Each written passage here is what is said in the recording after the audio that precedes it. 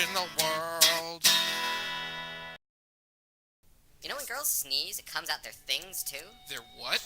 You know, their things. What does that mean? Like, when they sneeze, it comes out two ways.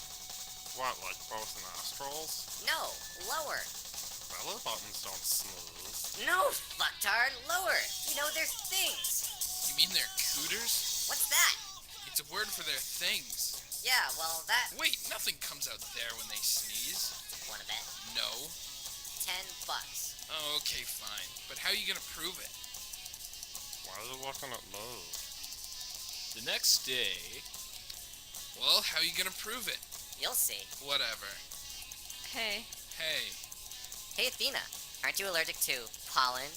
No. God, you're a dick. You are now.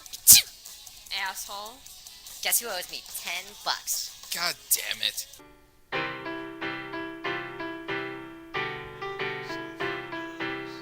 Cletus the Fetus is the best in the world.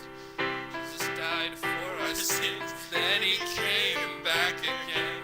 But Jesus is risen, cause Judas was a bitch. Oh,